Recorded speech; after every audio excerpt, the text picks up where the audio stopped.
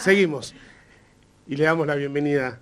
No voy a decir, porque después me gastan, viste, que el amigo, que bueno, Amigo. no, pero bueno, voy a ir netamente a lo que viví ¿No es tu amigo? en ¿No es tu gabinete. amigo? Sí, yo lo quiero como tal. Pero digo, vamos a decir que fue uno de los funcionarios con el cual compartí mayores actividades, sobre todo en la cordillera, que es difícil entrar. ¿No? Con el grupo cordillera se hace complicado que uno se enoja, que el otro no se enoja, pero bueno, Fabián siempre predispuesto para trabajar y hoy es uno de los protagonistas, ya hoy no, desde hace más de un año, que recién se lo decía fuera del aire, qué difícil mantener una imagen con semejante quilombo, ¿no? Es decir, es muy difícil estar hoy en sus zapatos. Y vamos a darle la bienvenida porque es jugosa la entrevista. Fabián Puratich, pero muy buenos días. Gracias por venir después de 2 o 3 postergadas, pero bueno, por cuestiones de agenda. Exacto. Bueno, ¿qué tal? ¿Cómo están? Un gusto estar acá. Soy trelewense, les quiero decir. Ah, es trelewense. Bueno, Así pero que, siempre había... ojo con lo que dicen. Pero tenés la llave de la cordillera. ¿No? Ahí arrancamos. Sí. Nacido en Trelew, pero bueno, viví 10 años en la cordillera y la cordillera todos sabemos que es complicada. El Maitén, ¿no? En Maitén, 9 años y medio, del 2007 al 2016, y en Maitén. Y sí, una forma, sobre todo de lo político, ¿no? Es muy complejo. Es muy complejo. Mucha variedad, mucho candidato siempre, Sí. Y muy difícil de construir políticamente. Bueno, pero es una región que sigue creciendo, ¿no? Sí, Políticamente, totalmente. digo, hablando. Sí, y con gente muy comprometida en el laburo y en lo político, pero bueno, es muy extensa y muy separadas las comunidades con idiosincrasias muy distintas, incluso en comunidades que están muy cerca. Entonces es Bueno, ya complejo. que estamos hablando de allá, hay tanto para hablar que uno no sabe por dónde arrancar. Sí, Pero estaba bueno, pensando ya que lo mismo. estamos por ahí, si te parece, hablemos un poquito de todo lo que fue, digamos, los incendios en la comarca y en realidad el dispositivo sanitario. Ahí estábamos viendo, bueno, por ejemplo, más allá de por ejemplo, se supo ahora en estos días que hubo un caso de hantavirus y uno se pregunta, ¿habrá un movimiento a los roedores? ¿Puede llegar a haber un brote producto, ¿no? Porque los animales se mueven cuando hay estas cosas. Y también te quería preguntar por el tema del agua en el hoyo, si el tema del agua puede llegar a generar algún tipo de complicación sanitaria. Sí, esta catástrofe ígnea que pasó trae complicaciones sanitarias, obviamente primero por la pandemia. La pandemia, esto lo que produjo que no hubiera cuidados, lógicamente, no es una recriminación ni nada, no por la lógica no pudo haber cuidados y se van a generar distintas circunstancias. Lo del agua potable es algo complicado. Nosotros lo que hicimos rápidamente es gestionar ante Nación y el mismo sábado después del incendio, que fue el día entre martes y miércoles, llegaron 250.000 pastillas potabilizadoras de agua, lo cual permite potabilizar todo lo que se esté necesitando, digamos. Pero es una complicación abrir la canilla de tu casa y no tener agua potable. Y con el tema de los roedores también, los roedores fuego huyen hacia los lugares donde no hay fuego es en las ciudades y en los pueblos. Así que bueno, tuvimos este caso que se diagnosticó después del fallecimiento en Bariloche, pero bueno, es otra preocupación más que se suma, sí, el hantavirus. Nosotros lo que se hizo a partir de ese caso es hacer la búsqueda epidemiológica, como se hace siempre, y aislar, porque las personas que están en contacto con casos de hantavirus tienen que tener 45 días de aislamiento, que es lo que se determinó ante el brote que tuvimos en Epuyén. Bueno, y vamos y venimos, pero ya que estamos en la comarca, estábamos viendo que los casos de coronavirus en general en la provincia se han amesetado en el tema de contagios y de muertes. Sin embargo, el caso de Esquel sigue, no quiero usar la palabra colapsado porque es media dramática, pero sigue bastante jugada. Sí, es que él está con un estrés sanitario, le decimos. Estrés sanitario. Pero sí, allá tenía 6 pacientes en respirador, 1 sin respirador, 12 internados en el servicio de clínica médica. Hoy es el lugar que realmente está más complicado. La pandemia, hubo muchos cuidados previos, yo siempre lo relaciono con el hantavirus. La cordillera tenía la experiencia del hantavirus, sabe lo que es una enfermedad respiratoria y tomó muchas medidas y las respetó muy fuerte. Y eso hizo que la pandemia empezó en marzo y los primeros casos de hantavirus, que empezó a crecer, fue a fines de noviembre, principios de diciembre. Igual también es verdad que esa zona está muy aislada al estar tan cerca, digamos, de la cordillera, lejos de las costas. Sí, pero como depende inaccesible. mucho también, pero depende mucho desde lo comercial, porque todo lo que es transporte de alimentos, combustibles, todo viene de la costa, así que depende mucho. Bueno, llegó más tarde y hoy está viviendo la cordillera lo que vivimos acá en Madrid, en Trelew, en Comodoro, en otro momento de la pandemia. Y en otro momento también que está la sociedad mucho más relajada, porque esa es la realidad, exacto. hoy es muy difícil. Es como, yo me lo imagino como que se va mudando, ¿no? De acuerdo a la cantidad de casos. Me acuerdo que hace unos meses atrás, noviembre aproximadamente, acá estaba complicado y Cordillera estaba dentro de todo tranquilo. Y es como que se va mudando, y eso pasa a nivel país también, ¿o no? Exactamente. Y ahora lo estamos viendo, la segunda ola ya llegó, eso hay que saberlo. Ayer casi 13.000 casos en la Argentina, provincia de Buenos Aires y Cava. Perdón, como el umbral psicológico es 10.000, ¿no? O sea, Sí. menos de 10.000 estamos entre comillas bien, más de 10.000 estamos entre comillas Exacto. mal. Y otra vez empieza de la misma forma que empezó la primera ola, digamos, ¿no? Cava, AMBA, provincia de Buenos Aires, y de ahí se expande hacia el resto de las provincias. Y Córdoba en este caso también. Córdoba, Santa Fe también tiene bastantes casos. Sí, los grandes centros urbanos. Claro, es que es ahí. En los conglomerados es donde se complica todo. Después se expande hacia el resto. Nos pasó acá en la provincia. Nosotros tuvimos muchísimo tiempo que los casos estaban en Comodoro, Trelew, Rawson, Madryn, después empezó Esquel. No había en el interior de la provincia. Claro. Y después se empieza a trasladar porque las dependencias son así. Nosotros dependemos de Buenos Aires, no sé, Colanco 9 depende de Esquel, y así se va. Claro. Y esas dependencias hacen que la circulación de personas lleven el virus. Esa es la realidad. Y ahí va de la mano con lo que decías hace minutos nada más, lo relajada que está la gente, si vuelve a viajar de disfrute, más allá de lo ocurrido en la cordillera. La cordillera, yo tuve la posibilidad de estar una semana antes de que comience el incendio fuerte, y el Bolsón, por ejemplo, era explotado de gente, pero explotados de gente, y no existían los barbijos, obviamente el distanciamiento tampoco, los locales, las cervecerías y demás explotadas, con bandas en vivo y demás.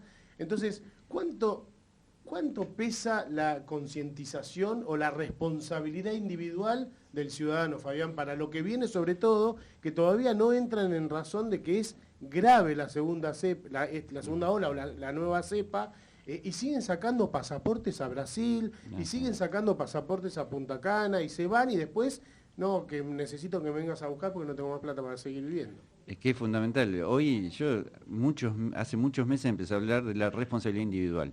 Yo creo que lo social se diluye tanto que somos todos, pero nadie es. Entonces es individual la responsabilidad y cada uno se tiene que cuidar. Ya está, no le podemos echar la culpa al Estado, no le podemos echar la culpa al vecino, no le podemos echar la culpa a nadie. Cada uno de nosotros es responsable. ¿Cómo se revierte el cansancio de haber estado tanto tiempo encerrado? Porque eso es lo que te manifiesta, Pero ¿no? yo eso también lo digo. Vemos mucho TN, y vemos poco lo que pasa en la provincia. Nosotros tuvimos 3 meses.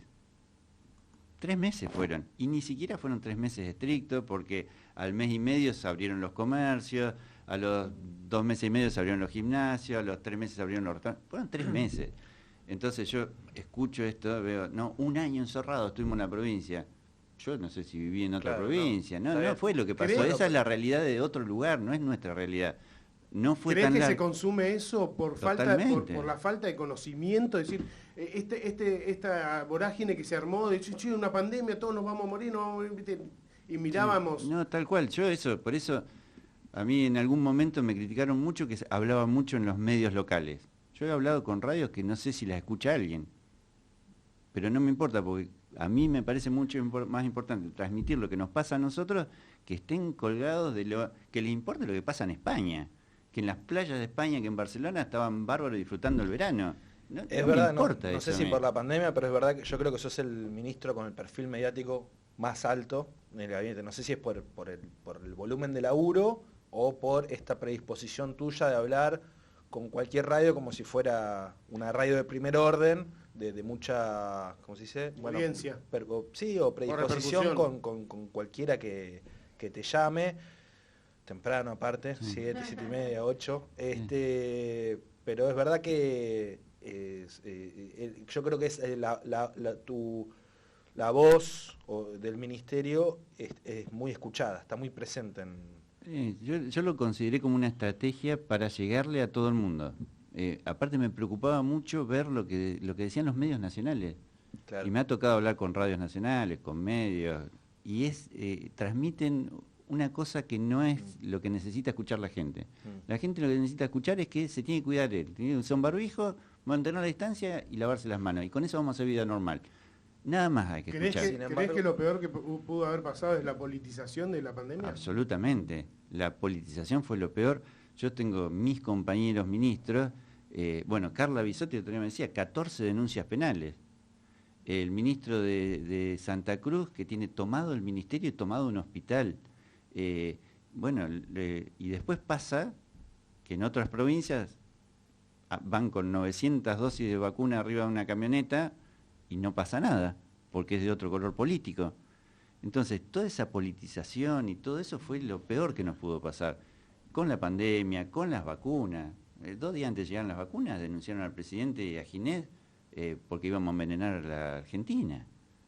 Entonces, es terrible lo que pasó y el uso que se hizo de la pandemia, no sé para beneficiar a quién, porque ahora los mismos que decían todas esas cosas son los que están continuamente volviéndonos locos porque se quieren vacunar. Bueno, sin embargo, más allá de los cuidados individuales, probablemente vaya a haber medidas restrictivas en cuanto a festivales o cuestiones más públicas, como ya se están tomando estas medidas de cierre virtual, cierre de fronteras con Chile, Brasil y no sé qué otro país. Paraguay. México, y ya estaba con Gran Bretaña, ya estaba. Claro, va a haber nuevas restricciones. Restricciones en ese sentido, va a ser, yo creo, el manejo yo soy un defensor del manejo que se hizo de la pandemia, porque lo comparto lo que se hizo. Nosotros teníamos un sistema de salud que estaba muy debilitado, por errores nuestros, por errores de quien sea, pero era muy débil el sistema de salud. Si no se hubieran tomado esas medidas estrictas al principio, nos hubiera pasado lo que pasó en Brasil, que hay gente que se muere sin oxígeno, hay gente que se muere sin llegar al hospital. Esto a nosotros nos permitió, al que necesitaba atención, poder brindarle la atención. Es criticado, se fundieron muchos negocios, sí, pero me parece que en un momento, y eso lo comparto absolutamente con el presidente, se decidió la economía o la vida. No se podía hacer las dos cosas a la vez en ese momento. Y la decisión fue cuidar la vida. Y fue una decisión que esto lo van a ver dentro de 2 o 3 años, por ahí seguimos en esto, nos sentamos y lo vamos a ver y vamos a analizar y vamos a ver si fue bueno o no. Pero claramente fue bueno. Madrid tenía 5 camas de terapia intensiva cuando empezó la pandemia y tuvimos 23 pacientes respirados en terapia intensiva en Madrid. ¿Qué hubiera pasado con los otros 18? ¿Lo hubiéramos dejado morir en una cama o en la casa? Claro. Y aún así vos hablabas con gente del hospital y estaban a pleno, laburando, sí. Hasta médicos atendiendo, profesionales atendiendo el 0800, era todo un equipo, ¿no? Te digo, uno que conoce gente que trabaja ahí adentro y que te decía, y además te ponías a hablar 5 minutos fuera de lo que era el ámbito hospitalario y parecían que se estaban volviendo locos realmente por esto, por tratar de cumplir y trabajar como para darle la solución precisamente al ciudadano. Y en una condición de la provincia que no es la ideal, digamos, ¿no? Con sueldos atrasados, con gente que puso todo, porque los trabajadores de la salud, independientemente de que haya gente que me quiere o no me quiere, yo los voy a defender siempre, porque los trabajadores de la salud tienen una mística que es difícil de encontrar en otros trabajadores. Nunca van a dejar de atender a nadie, por más que estén en las peores condiciones. Bueno, mi función fue tratar de brindarle las mejores condiciones de trabajo. Lamentablemente no pude llegar en algunas cosas, como es la regularización de los sueldos, porque tampoco es dependencia exclusiva mía. Sí sé que tengo que sentarme, discutir y en otros ámbitos para lograrlo. No lo he podido lograr, pero sí brindarle las mejores condiciones de trabajo. Eso sí hemos trabajado mucho y se las hemos podido dar, por lo menos en el reconocimiento de lo que han hecho, porque es muy difícil de relatar lo que vive un trabajador de la salud ante una pandemia. Y ya que estamos hablando de la pandemia y la segunda ola, hablemos un poquito del tema de vacunas. A ver, se conoció ayer o anteayer que la ministra nacional, Carla Bisotti, contó que se va a priorizar que todo el mundo tenga, población de riesgo, no tenga la primera dosis y posponer la segunda. Hay muchísimas cosas para hablar acá. Por ejemplo, en algún lado, Usted dijo que el ritmo de vacunación ideal acá sería... Ya me trata usted, me preocupé. Sí, 11.000 por semana. Sí. Que en algún momento eso no se cumplió, después bajó por un tema de insumos, ¿no? de disponibilidad de la vacuna. Justo cuando vino la ministra a la cordillera trajo 5.000, justo muy chiquito antes habían venido 4.000, casi 5.000 más también de Rusia. Una cuestión que yo quería preguntar es la diferencia entre las vacunas, ¿no? Porque está la rusa, la china y la indo-inglesa sería... Exacto, es la AstraZeneca que se produce en India. ¿En cualquiera de las tres, o solamente con la indo-inglesa es la efectividad mayor de la primera dosis? La que tiene mayor efectividad es la Sputnik V, la rusa. La rusa. Tiene 91.5, el resto son todas un poquito más bajos. La buena efectividad de una vacuna tiene que hablar un 60-65% y estas todas están en el 90 o un poco más abajo. Respecto a esto de diferir la segunda dosis de la vacuna, que es una estrategia que se está usando en el mundo, que particularmente Gran Bretaña la implementó, y Gran Bretaña esto lo hizo desde el principio y hoy podemos ver, después de que comenzó la campaña de vacunación, que ellos la empezaron prácticamente al mismo tiempo que nosotros, disminuyeron, usando esta estrategia, le dieron una dosis a todo el mundo, bajaron 90% las internaciones y 97% la mortalidad. Está bien. Cambió muchísimo, entonces... Aún teniendo esa cepa peligrosa. Aún teniendo, ¿no? la cepa peligrosa, que lo único que cambia de la cepa es que es más contagiosa. ¿Para qué hacen las mutaciones?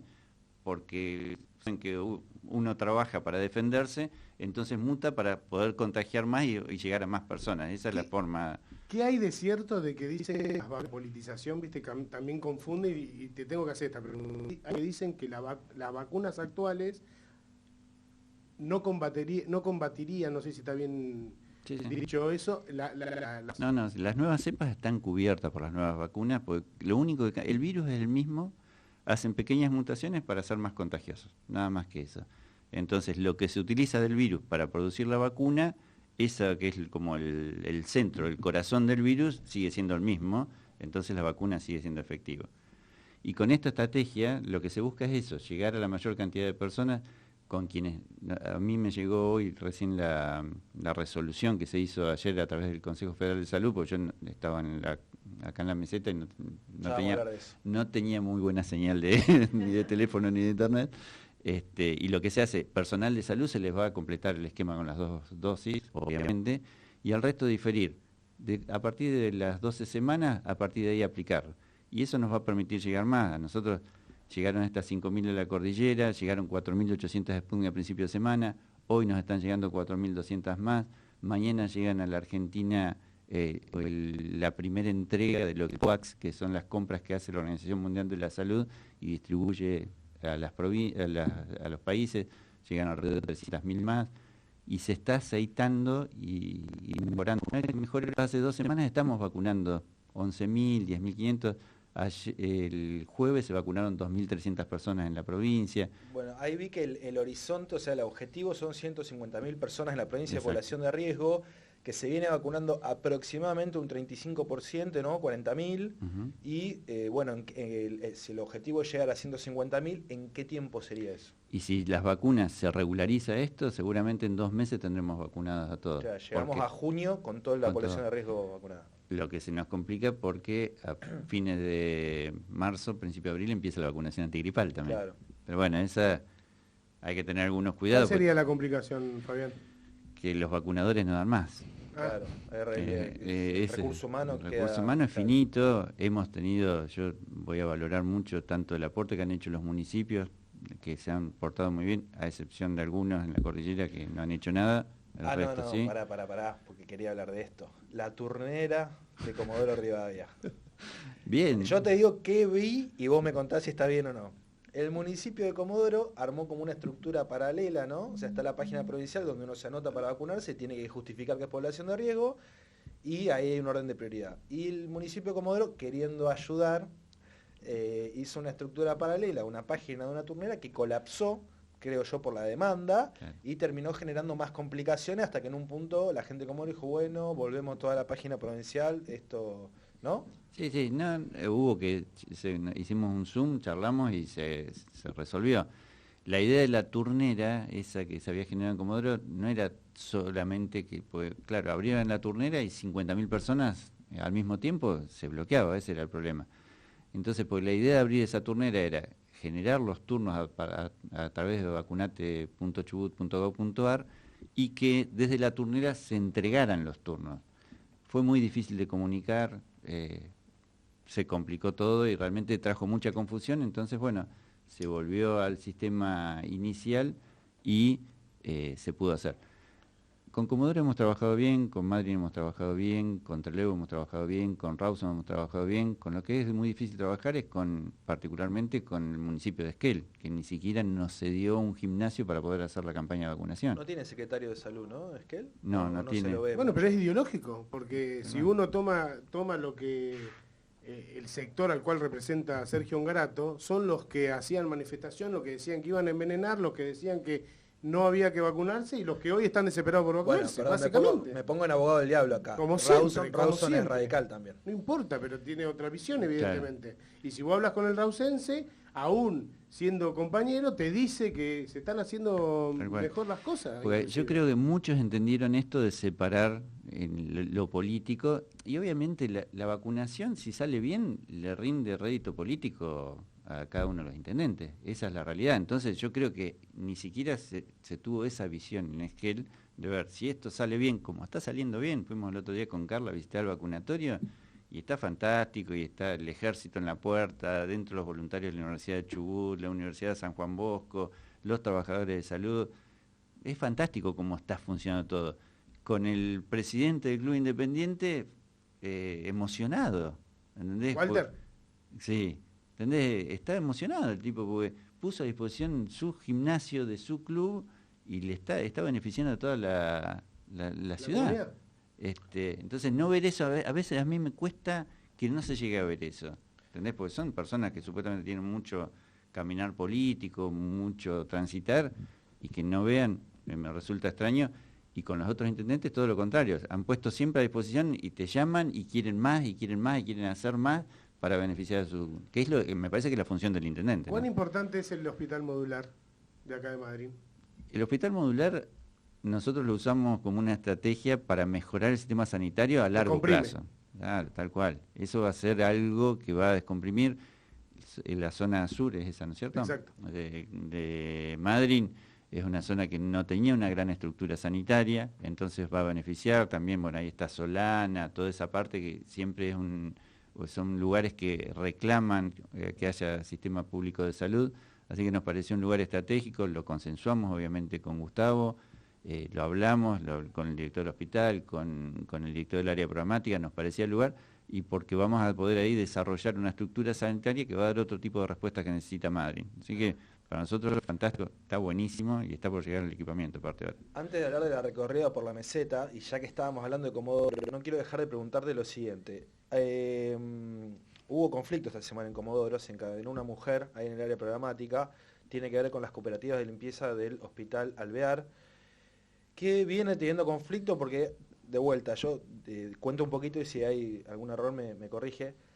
Cuando hubo contagio de coronavirus de 2 camilleros, es como que se puso en cuarentena toda la cooperativa de limpieza y ingresó otra, pero después cuando se recuperó la primera, o sea, no es que cuando volvió la primera cooperativa la otra dejó, sino que una se quedó en la zona tradicional y la otra en la zona de COVID, ¿no? No. Bueno, conclusión, para decirlo más corto, esta mujer como que denunció que la habían desvinculado sin pagarle, sin liquidarle bien lo que le debían, básicamente. Sí, el tema es que la cooperativa, que nosotros le pagamos a la cooperativa y el responsable es el presidente de la cooperativa. Esa es la realidad. La cooperativa del Alvear es distinta al resto de las cooperativas porque, primero que tiene una impronta muy distinta, porque fue la que cuando YPF se desliga del Hospital Alvear, fue la que lo mantuvo abierto, lo que brindó las atenciones y que permitió que el Hospital Alvear no se cerrara. Entonces no es cualquier cooperativa. Nosotros tenemos un contrato, él tiene un contrato con esta cooperativa que cubre distintos servicios. ¿Sí? La cooperativa Noble Igualdad. No, la Noble Igualdad fue la que cubrió cuando esta cooperativa tuvo los... Exacto. Esta es la cooperativa de Alvear, se llama. Cuando empezó la pandemia, pasó lo que pasó en todos lados, descontrol. Hubo 2 casos bueno, querían hisoparse todos, querían aislarse todos, querían todo, nos exigían, fue todo un lío, acamparon adentro del hospital, todo lo que no había que hacer se hizo en ese momento. Se quedaron a dormir dentro del hospital, fue todo un descontrol. Se retiraron todos, se fueron, entró otra cooperativa, pues no podíamos dejar el hospital sin atención. ¿Se acuerdan? Estuvo cerrado un fin de semana, Sí, fue sí. un despiole impresionante. Bueno, cuando todo se acomodó, volvió la cooperativa a trabajar. Y ahora lo que ha pasado es que el Estado en esto no tiene nada que ver. Al que le tienen que reclamar al presidente de la cooperativa, que es el que no paga. Nosotros pagamos al presidente y el presidente es el que tiene que distribuir como una cooperativa, que lamentablemente este tipo de cooperativa no funciona como cooperativa. Ese es un gran problema y nosotros estamos trabajando sobre la cooperativa. El concepto de cooperativismo es otro. Esto no es que el presidente paga a vos sí, a vos no. No, es ganancia. Y eso no está ocurriendo y en eso sí estamos trabajando nosotros con la IGJ, tratando de meternos ahí adentro con cooperativismo para resolver la situación. Porque una cooperativa que nosotros la queremos mucho y que ha sido muy útil.